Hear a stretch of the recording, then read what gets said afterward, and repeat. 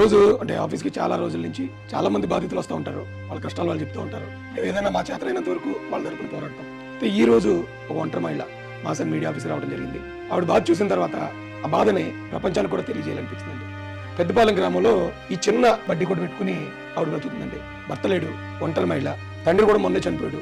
ఈ చిన్న ఆధారంతో ఆమె ఆ కుటుంబాన్ని పోషించుకుంటూ ఉంటే ఈ ప్రభుత్వానికి, ఈ అధికారులకి ఈవిడికి ఉన్న ఈ ఉపాధిని దూరం చేసేయాలనే ఆ సిన్సియారిటీ కేవలం ఈవిడి విషయంలో వచ్చిందటండి.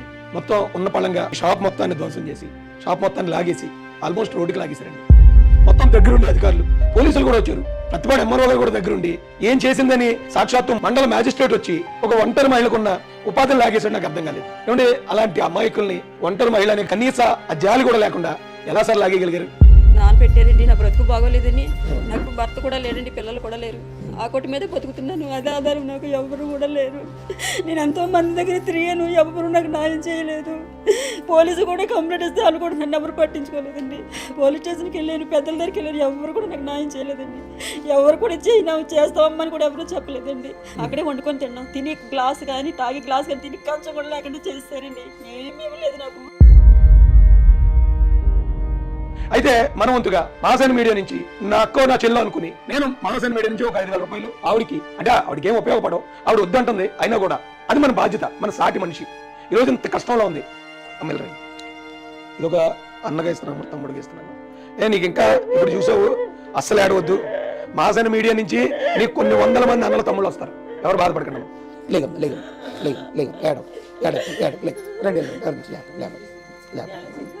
ఏడవ ఏడవ.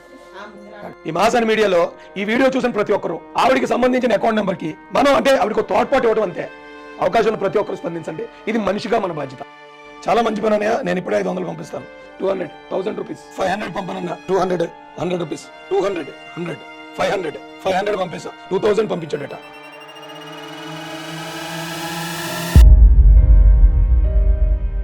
అంత ఆశ్చర్యం, అంత బోర్డు ఇచ్చిన మన అక్కకి మాసన్ మీడియాలో ఎంతో మంది ముందుకు సహాయం చేయడం ద్వారా ఈ రోజుకి ఇప్పుడు ఈ సమయానికి అంటే ఒక 24 గంటల్లో 4,30,000 రూపాయలు ఆమె అకౌంట్ లో పడింది. చిన్న చిన్న అమౌంట్లు, 100, 200, 300, 1000, 2000 ఇలా చిన్న చిన్న అమౌంట్లు మనందరం ఒక వ్యక్తి కష్టాన్ని, సాటి వ్యక్తి కష్టాన్ని చూసి ఆమె అకౌంట్ లో వేయడం ద్వారా 4,30,000 రూపాయలు వచ్చింది. కాబట్టి ఆమె కష్టం ఏడుస్తూ మన ఆఫీస్కి వచ్చిన ఆమె గంటలో 1,20,000 అయింది. అయినా 1 lakh మళ్ళీ క్లాస్ కొట్టండి సార్. ఆ 1,20,000కే ఆమె కష్టం తీరిపోయి ఏడుస్తూ కుమిలిపోతూ మనసంత భారంగా వచ్చిన మన సోదరి నవ్వుతూ వెళ్ళింది ఇక్కడి నుంచి. అది ఇలా ఓల్గోలు సాయం చేసుకుంటే ఈ భారతదేశంలో కష్టం అనే మాటే ఉండదండి.